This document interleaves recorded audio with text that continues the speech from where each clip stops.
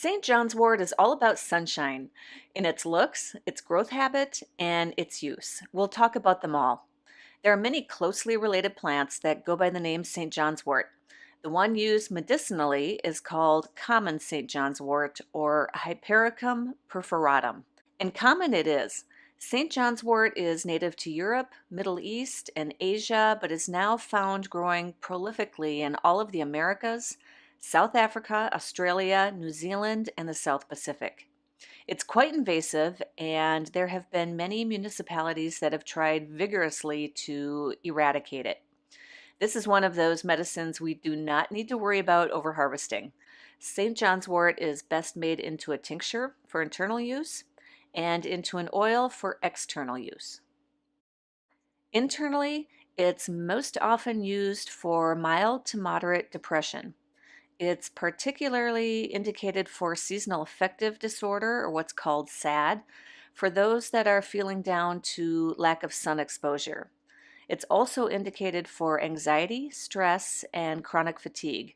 This is truly a cheery plant. St. John's wort can be used both internally and externally for nerve issues. This includes sciatica, neuralgia, as well as nerve damage due to any kind of trauma or surgery.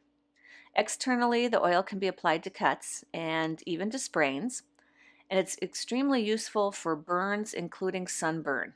This is in stark contrast to the herb's reputation for causing photosensitivity in animals that graze on the plant. This is not the case for humans, though. Instead, St. John's wort is a great remedy to soothe a sunburn.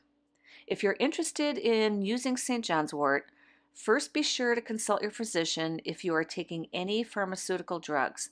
St. John's wort can break down pharmaceuticals more quickly and therefore make them less effective.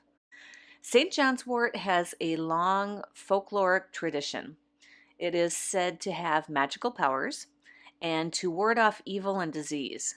It's also associated with fairies. The tiny holes in the leaves are akin to holes in the earth where communication with the fairies occurs. In the northern hemisphere, St. John's wort blooms around the time of the summer solstice. In fact, it specifically blooms at the time of St. John's Day, June 24th. You'll find it in open areas that receive abundant sunshine. It's most easy to find when it's in bloom. It has these striking, beautiful yellow flowers with 5 petals. These flowers just look like a burst of sunshine. Each flower has several stamens, which are the long, thin male reproductive parts growing out from the center of the flower.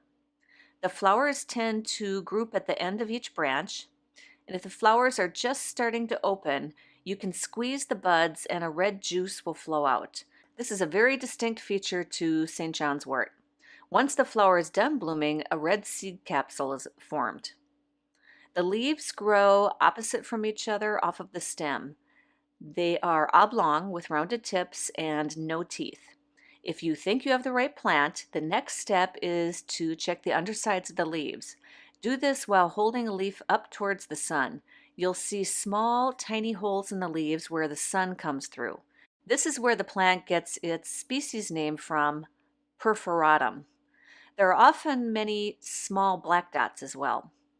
St. John's wort usually grows to a couple of feet or just under a meter tall. Since it spreads easily, you can usually find many plants growing in close proximity together.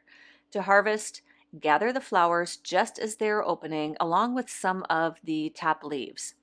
If you've gathered it at the right time, your herbal preparations will turn a rich red color. It's really beautiful. For my free herbalism mini course, go to herbalismcourses.com.